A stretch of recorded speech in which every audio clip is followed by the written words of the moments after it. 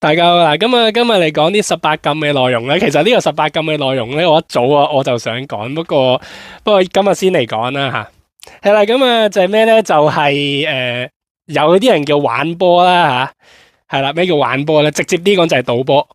係啦，即係你有好多好聽啲嘅，即係你可以叫玩波啦，有啲人你可以叫參與啦，或者你可能有啲人叫咩啊？你叫投資啦。係啦，直接啲嚟講，即係賭波啦。係啦，咁啊，大家我睇波啊嘛，大家都知啦，係啦。大家估下我賭唔賭波？係啦，大家估下，大家估下我賭唔賭波？係啦，咁啊，我依家我就講咧，我中學嗰時咧就，因為我係足球圈啊嘛，咁基本上身邊好多人都係你踢波又好，睇波又好，係啦，咁啊，佢哋18歲嘅時候咧，第一件事啊，因為應該咁講就係。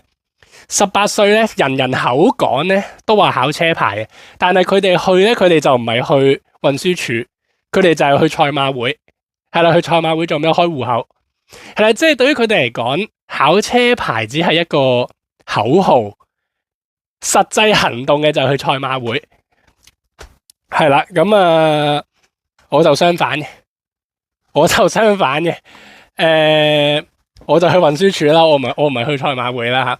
咁啊，我賭唔賭咧？咁我可以同大家講，我賭癮非常之大，係啦，即係我前排又戒咗一輪啦，跟住依家個賭癮又起翻，係啦。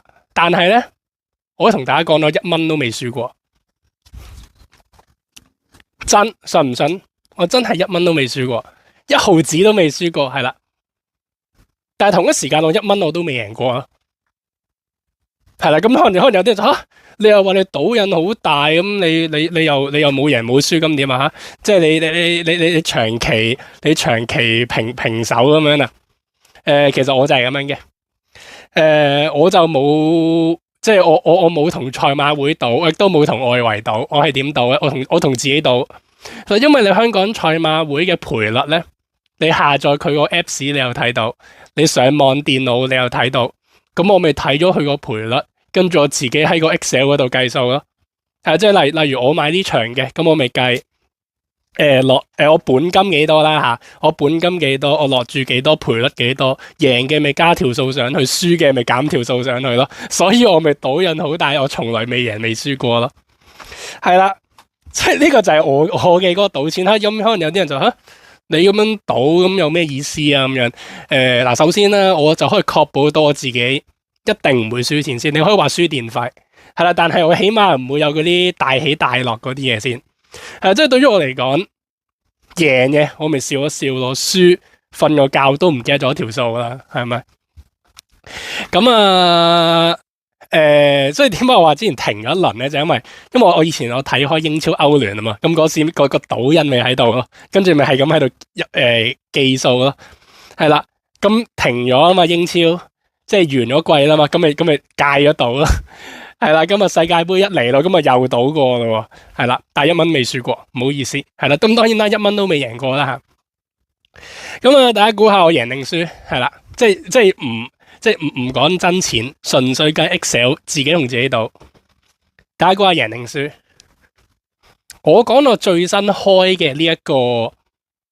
開嘅呢一個我俗稱叫戶口啊，即係 Excel 你第一頁咪第一個戶口咯，你輸清光之後咁你咪開第二個戶口咯，係啦。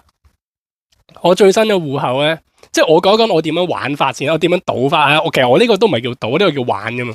我都冇真實金錢嘅嗰啲上落，係啦。咁我係點樣玩法咧？咁我就會設立一個本金啦，通常就會設立10萬嘅。係因為點解係10萬咧？因為香港賽馬會咧讓球咧，以我所知最少買200嘅，係啦。因為我個玩法咧就係我設立10萬蚊本金，跟住我每一注咧我只會落1%，係啦，即係我每一注只會落1000蚊，係啦。因為我唔可以設立本金係1萬蚊，因為如果1萬蚊本金每一注係100蚊，100蚊我買唔到讓球啊嘛，係啦。咁所以就本金設10萬蚊，咁當然啦，你 Excel 計。你計1000萬又得，你計1億又得，你計10億又得，係啦，你自己嘅一個計法啫嘛。不過10萬我覺得易計啲咯，啲數字係啦，係咯。咁我係平注咧，我呢個俗稱叫平注賭啦，即係每一注都係一個均等注碼咯，即係唔會有啲人叫大細注或者叫凹凸注咯。係啦，即係你突然間即係大細注，即係可能你呢鋪你落100，跟住突然間你落10000，咁你嗰個本金你咪好難控制得到，即係容易輸大錢嚟呢啲咯。咁基本上咧，如果你係如果用我呢個平注嘅平注都唔係啲咩特別嘢，好多人都玩平注啊，係啦。如果用平注賭咧，理論上唔會輸啲咩大錢嘅。理論上啊，你平注賭，即係我曾經我講過就係話，如果你平注去玩百家樂咧，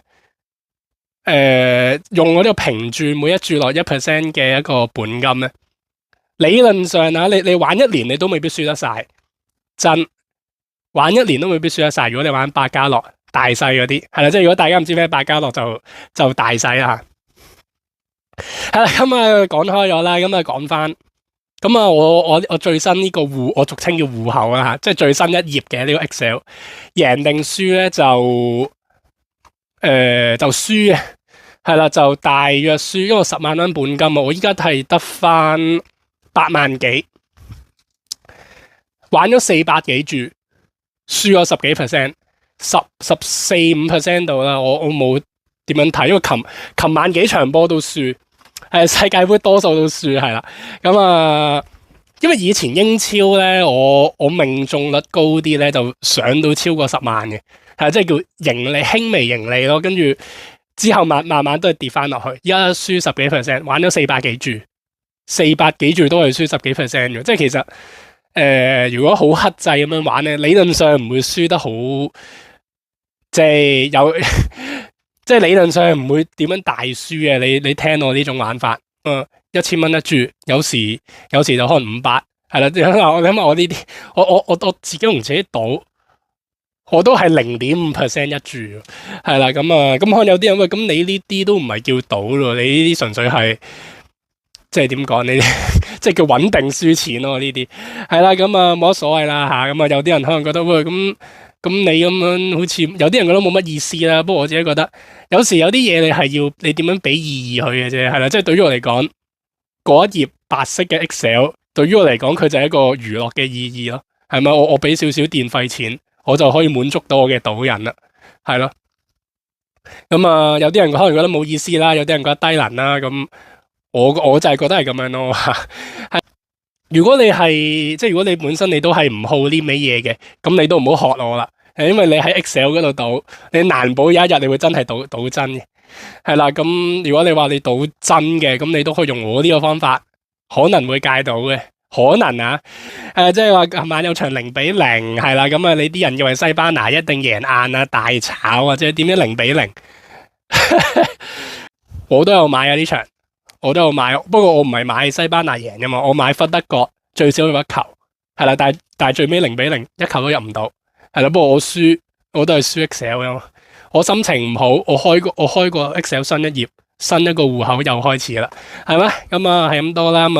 你問我就唔建議大家賭，係啦。如果你話你真係好想賭嘅，咁我建議你平注賭咯，平注賭理論上好難輸到你點樣嘅。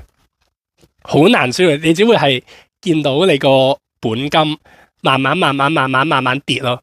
就算你好黑仔都好啦，一定唔會輸到點樣，因為你都會中噶嘛，係咪？即係好似我咁樣，算啦唔講啦，即係講埋呢度啫。我運氣好嘅，我連續中超過10注都試過；我運氣差，連續唔中10注都試過。